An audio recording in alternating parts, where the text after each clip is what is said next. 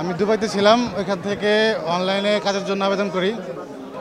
তো উচ্চ স্যালারি ছিল, প্রলোভনে পড়ে যাই। ওইখান থেকে আমরা দুবাই থেকে তারপরে ব্যাংকক যাই। ব্যাংকক থেকে আমাদের যে কোম্পানিতে আমরা আবেদন করি, কোম্পানি থেকে আমাদের গাড়ি পাঠায়। তারপর ওইখান থেকে ব্যাংকক থেকে আমরা মাইসর যাই। ওখানে 8-10 ঘন্টার একটা ট্রাভেল পথ ছিল প্রাইভেট কারে করে। ওখানে যেতে যেতে সকালে আমরা ব্যাংককে ল্যান্ড করি। ওইখান থেকে মাইসর যেতে যেতে সন্ধ্যা হয়ে যায়। তো সন্ধ্যা হওয়ার পরে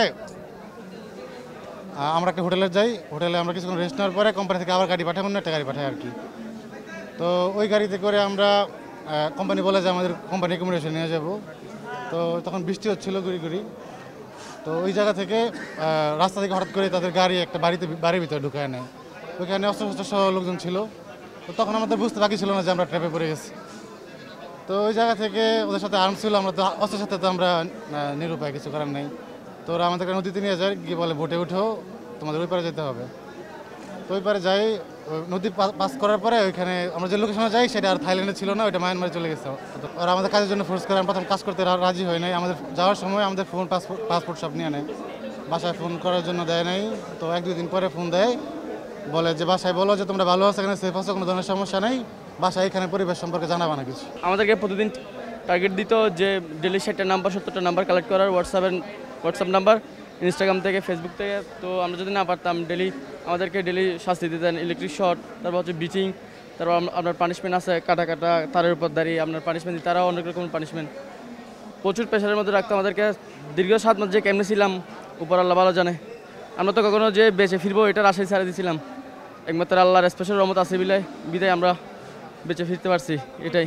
থাইল্যান্ডে ভ্রমণ করতে যাওয়ার পর ওইখানে কিছু দালাল চক্র ছিল বাংলাদেশি, তারা বলছে তারা একটা ভালো জায়গায় কাজ করে, তোমরা যদি ভালো লাগে ফ্যাক্টরি দেখে যাও, তোমরা যেহেতু 3 মাসের ভ্রমণে আসছো, চাইলে এই সময় কাজ করতে পারো, অথবা ভালো না লাগলে ঘুরে চলে যাবা। এইভাবে কাজের কথা বলে তাদেরকে ওইখানে নিয়ে বিক্রি করে দিছে, পাচার করে দিছে মাফিয়া ডনের কাছে। ওইখানে তাদেরকে নির্মম নির্যাতন, যাকে বলে ইলেকট্রিক শর্ট, মায়ের হ্যান্ডকাপ দিয়ে উপরে ঝুলাই রাখতো, নানান নির্যাতন করতো বলার বাইরে। 1 মাসে একবার কল দেওয়ার জন্য দিত বাড়িতে, যে আমরা ভালো আছি এই কথা বলতো। কিন্তু ওই সময় দালাল ফোনে কানেক্টেড ছিল, এই কারণে আমরা মামলা স্টেপ নিতে পারি নাই। হ্যাঁ, মুক্তিপণ চাওয়া হয়েছে, আমাদের কাছে টাকা পয়সাও নিছে, টাকা পয়সাও সংগ্রহ করছে, আমাদের কাছে ডকুমেন্ট আছে, আমাদের বিক্রি উদ্ধার করে দিবে বলে, কিন্তু ওইভাবে আমাদের কোনো কাজ হয় নাই। আমরা 25 থেকে 30 লক্ষ টাকা দিয়েছি। এরে খুব নির্যাতন করতেছে, ইলেকট্রিক শর্ট, 20 লিটার পানির বোতল দিয়া দাঁড়া করাই রাখতো, করতো। মিনিমাম 35 লক্ষ টাকা গেছে আমাদের। সকালে ফ্যাক্টরি দেখতে যাওয়ার কথা কেউ ওদেরকে জিম্মি করে মিয়ানমারের হাপালুতে নিয়ে যায়।